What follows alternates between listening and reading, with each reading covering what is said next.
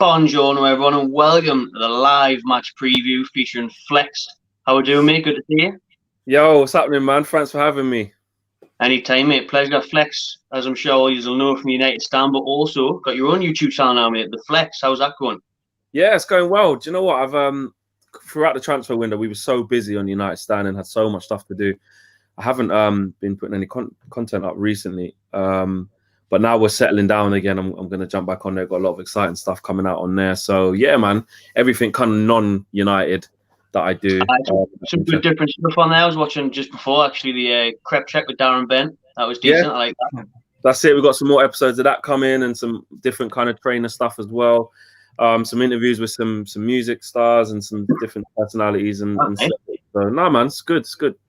Sweet, man, sweet. But unfortunately, you do have to talk about United tonight, whether you want to or not. I mean, off the back of that 6-1 thrashing against Spurs, sorry to remind you, were you pleased that there was an international break just to give everyone a bit of time, or would you rather just be like, nah, training tomorrow morning, match next week, let's make up for it? Yeah, I think the easy thing to do when you do get beat so heavily and in such a humiliating way, like you said, is just switch off from it. I want it. Yeah, it's a great break. But no, I think a game within the space of a week would have been good for us. I don't know. We're in a bad place at the moment. Bad place. Only 3 games into the season. 3 games for us. It feels like way more. It's really interesting because it feels like it's been 10, 15 games in an awful slump when really it hasn't. We've played 3 games, lost 2, won 1, which it shouldn't be panic stations, but with what we are, with who we are and what we've spent and the position we're in, it is panic stations. So no, I would have liked to had a game or so in that week for sure, in them couple of weeks. You see, it's you don't want to panic too early in the season, but if Newcastle beat Man U on the weekend, we'll be 7 points ahead of you. And I know, like you say, you've got a game in hand, but you've got some big games coming up in the Champions League as well, haven't you? So it's a huge game for Ollie, this, isn't it? This game's massive. This game's massive because we're entering into like a 7-game period, with you included as well, because you guys is a hard game all the time. We haven't done too well against you there recently. And I tell you what, Ollie has to win this game. He has to win this game because he won't get sacked if he doesn't. He definitely won't get sacked if he doesn't. There'll be Man United fans telling you that, he's 1 game away from losing his job, and he's not. But he is under severe pressure already. It was a bad transfer window from Man United point of view. We panicked at the end of it, got some targets in that I don't believe we was in for. And gone from bad to worse with the team. So there is a lot of pressure, and we, like you said, it's no disrespect to Newcastle, but this is the 1 game out of that 7-game sort of swing where we would look. We've got to try and get something at St James's Park because it's PSG away after that. It's Arsenal at home. It's Chelsea at home. It's Everton away. It's Leipzig at home. It's real tough games. So we're definitely looking at this game as a game where we have to get 3 points, and anything else is not good enough. And we know how difficult it's going to be, not just because we're playing shit, but you guys are doing well. I was really impressed with your summer. Really impressed with your summer for a lot of reasons. So I liked a lot of the players that you bought. So yeah, it's going to be a difficult game. I was just saying off air there before we got on that you were impressed with Wilson, Fraser, and talked about Saint-Maximin's 6-year deal as well. 6-year deal. That is like, to be fair, I shouldn't be surprised because I was just saying off air, if Pardew can get a 6-year deal, yeah, then yeah, someone like Saint-Maximin can. And that's the thing. Saint-Maximin is an absolute handful. Like, yeah, some people say about his end product sometimes and stuff like that, but to play against him, I mean, look, in his first game when he was allowed to wear the Gucci bandana, he ripped us a new one. I remember that game where we lost 1-0, and he was everywhere. And since then, I think he's improved as well. I think his end product's getting better. He's a difficult player to play against, man. He's going to give Wan-Bissaka a run for his money for sure if he plays out on the left instead of the right or whatever. But yeah, and I like Callum Wilson. I didn't want him at United, but I do know he's a good player. And I think he's a perfect signing for Newcastle. I think what you guys had in Joe Linton, well, you still have him. I don't think you'd be dyeing your hair anytime soon, Matty, because I don't think. Mate, it's getting late. So yeah, that I think that you spent quite a bit of money on him. What was it? 30 million on him? Was it? What, Joe? Yeah. 40, apparently. 40. There you go. To 40 million, and it just didn't work. You go and get Callum Wilson. I think that'll be a good one, and to get Ryan Fraser on a free as well, I think it's a decent signing. And obviously my boy Jamal as well. So yeah, I think you've had a good summer. Well, have I? The only problem is we haven't improved the manager. But never mind. Brucey being the Man United legend that he is. I just want to ask you a couple more things, Flex, and we'll bring Keg into it and just have a bit of a waffle, whatever. Make sure you're getting your comments in the chat as well. Obviously, you can't come up to St James's Park this time round because of obviously Corona and all that. What's your thoughts about still fans not being allowed to come into the ground? Obviously, we've seen the theatre on the weekend, having 1,000 people crammed indoors.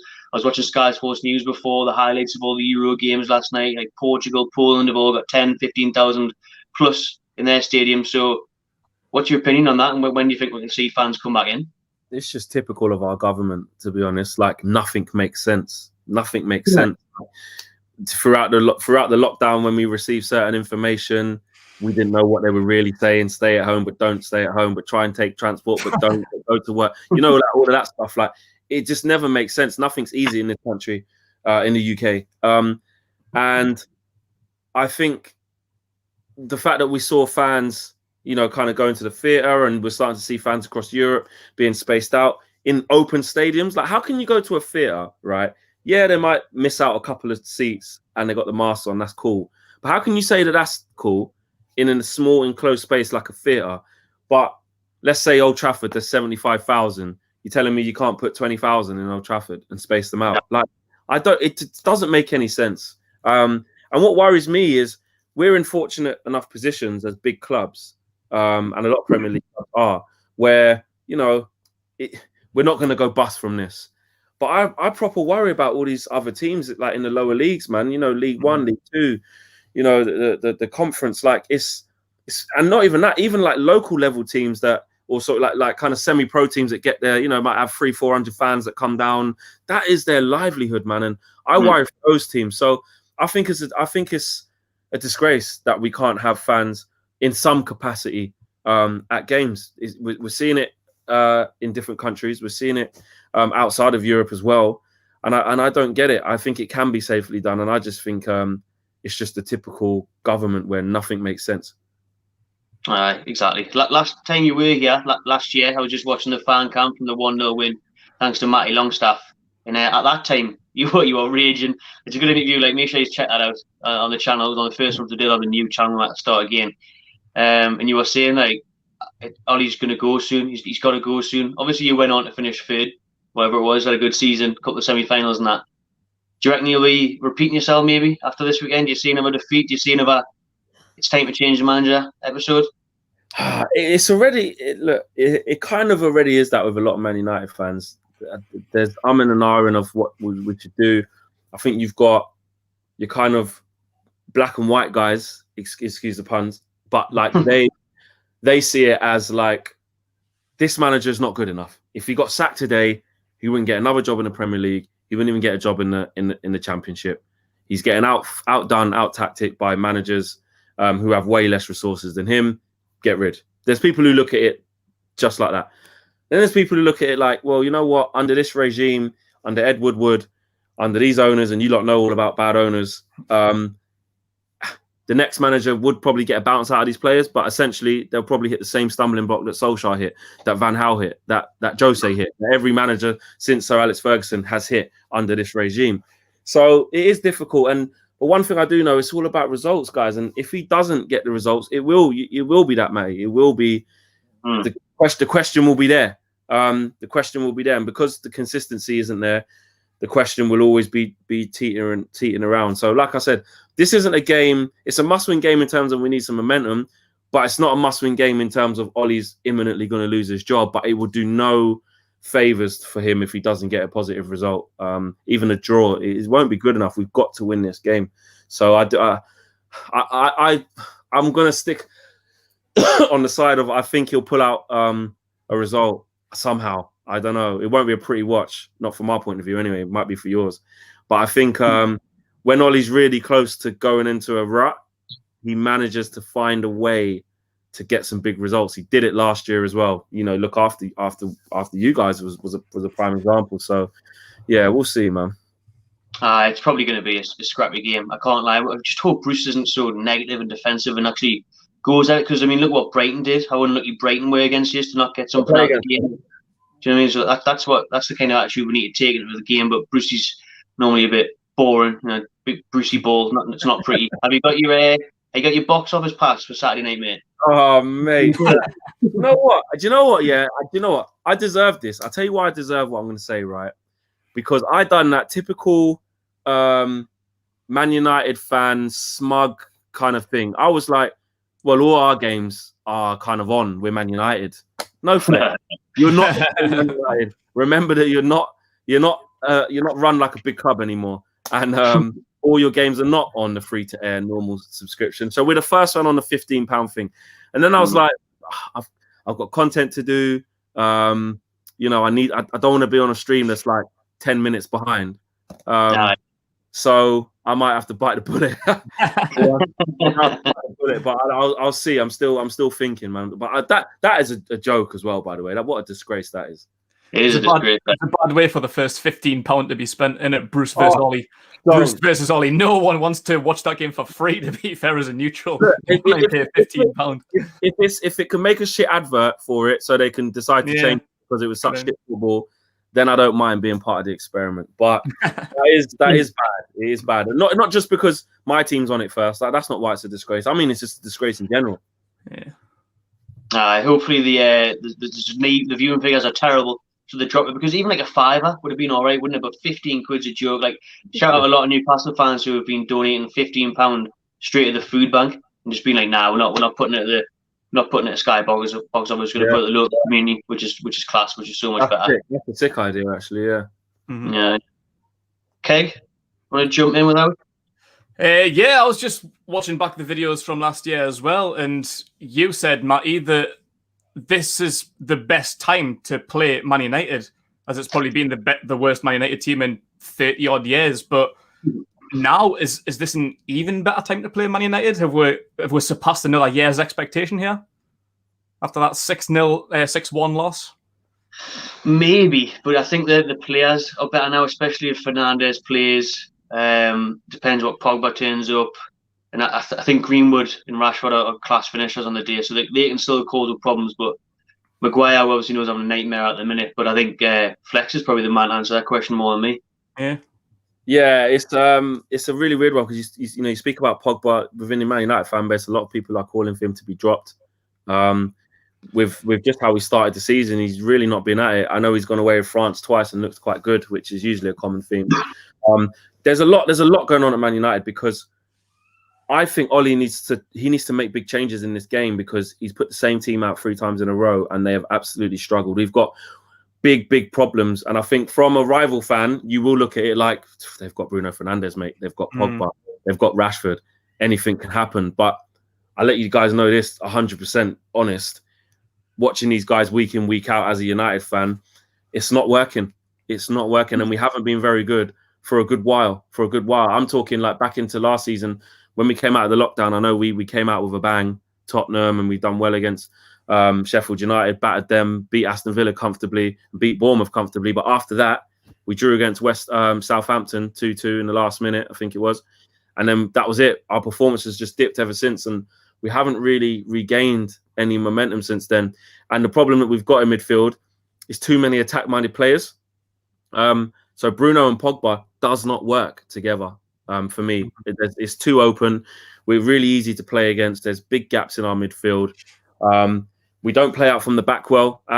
Interesting what you said there, Matty. Like, if Steve Bruce, I don't know if he watches this, but if he does, the easiest way to get at us is to get at us, if you get what I'm saying. He just sits up 4-5-1. Yeah, it might. We're not amazing right now, but you're leaving it to chance that some of our good players can make something happen in individual moments, which is how we're playing at the moment. But if you come at us and put pressure on us and press us high up the pitch, we massively struggle. And we've got no Martial and we've got no Cavani as well. So we haven't really got a recognised striker of who's been playing there. There's talks that Solskjaer might go with 2 up front and play the 5 at the back, which some fans don't want to see. Some people are saying he might just stick Greenwood up there, which he's not used to playing up there. So it's, however you look at it, we are at a disadvantage from our own point of view. So it is a good time to play. We just got battered 6-1. There is definitely a good. Like, we're not like a City where if they have a bad performance or a bad result, you can kind of say, "Oh, mate, whoever plays them next is in for it." Like, we're not that. Do you know what I mean? And I didn't get. You touched on the midfield. You didn't get Sancho, obviously, who you wanted all summer. But you got Van der Beek, and why is he not playing? I rate Van der Beek. That's not his It's too attacking, isn't it? Exactly. This is the problem that we've got. He can play different positions in midfield, but predominantly he's an attacking midfielder. We've got Bruno attacking midfielder. We've got Pogba attacking midfielder. Then we're playing Matic. Really, in my opinion, we need to go back to basics. We need Fred and Matic to just sit there and destroy. Then we need to pay one of either Bruno, Pogba, or Van der Beek, in my opinion. I think what Ollie's trying to do with FIFA career mode, where he's just trying to play all of these players at once. He's just looking at the card and going, "Oh, Bruno's an 89. He's got to play. Pogba's 89. He's got to play." Do you know what I mean? That's what he's doing, and it's not working. It's not working. We need players who are going to keep the play simple and play percentage football. So Van der Beek, I think, should start, but I don't think Ollie will have the guts to do it. I think Harry Maguire shouldn't start, but I don't think Ollie's got the guts to do it. I see him shying away from some of these big, like, massive decisions that need to be made, and I don't think he will. I think Maguire will play as captain. I got a feeling he's going to put the same team out, and if he does, I'll be very surprised if we miraculously just turn it on, because we haven't done so far. Well, same team against Tottenham. Yeah, well, bar Martial. Yeah, which I think would just be absolutely criminal. He's got to make changes, whether it be to the shape or to the personnel. He's going to have to upset a few, but that's what needs to happen, because we need a basis to play against. So who is eligible to play? Like, who is your predicted lineup? Because as we mentioned, Martial is out. That was questions over Bruno Fernandes isolating. I know Cavani's isolating. You've got a couple of new deadline day signings. Like, who do you think is actually going to play? It's so difficult to do this because, one, like you said, we've got a couple of new signings in. One can't play, one can. And, well, the other two, one hasn't even registered yet. He can't get it till January. And I think one's going into the under-23s. That's how poor the transfer window's been. But there's that to contend with. And there's also the fact that you just never know what Ollie's going to do. And I don't think he's going to make the big decision. So my gut tells me that he'll play the same shape with a very, very similar team, which will be Pogba and Matic, and then Bruno in the 10. And then I think he'll probably go Greenwood up front, Dan James on the right, and Rashford on the left. If he keeps the same shape, I think he should either change the shape or change the personnel. So, I've got a feeling he'll just be naive and go with the same thing again. I'll be really surprised, pleasantly surprised though, if he keeps the same shape but changes the personnel drastically. Anything else, Kev? No. No. Right, and Flex gives you a score, mate. Did you give it earlier? Can't remember what you said. It was a scrappy one. I'm gonna go with a 2-1 United win, guys. That is really boring. I've gone with 2-1 United win for every single result. Newcastle United. Yeah, 2-1 Newcastle United. Yeah. Good. 2-1 Man United win. That's what I'm going to go for. I'm going to go 2-1 Newcastle. 2-1 Newcastle United. I think this is a hard one for me because we did okay against Burnley before the international break, but this happens to Newcastle every international break. We'll always get a good win before the break and then come back horrendously. And I think you need to be careful with Man United because, as you said before, they need to bounce back off that Tottenham loss. So it could be a very even, scrappy, boring Bruce v. Ollie game. Could be. I've got absolutely no idea what the score's going to be. I think 2-1 either way. But yeah, we need to go for it. We can't show United too much respect. I think we need to go for the neck and attack. That's definitely, yeah.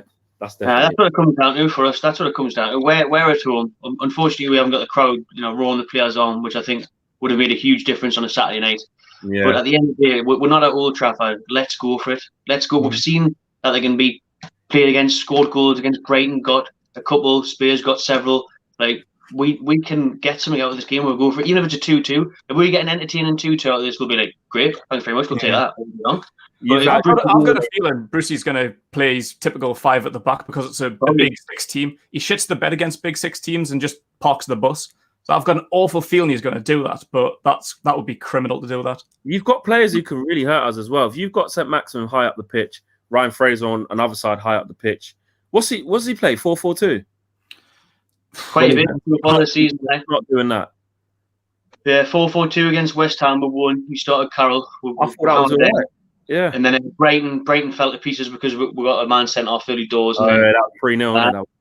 You did flip 5 at the back at Spurs, and obviously we grabbed the late penalty, and then 4-4-2 against Thingy at home the last game. Burnley. Yeah, so that tells you probably will go 5 at the back, isn't it? Yeah, I think he will. Yeah. Like Kev says, he just shits himself against the big teams, and he would take no idea for 0-0. He'll just be hoping. He'll put everyone behind the ball, and he'll hope that Saint-Maximin can produce a moment of magic and win with. Yeah. Having said that, though, we are that bad at the moment that could equally work against us as well, because Crystal Palace did that to us, and if you play it right, they just had a 4-4-2. To be fair to him, though.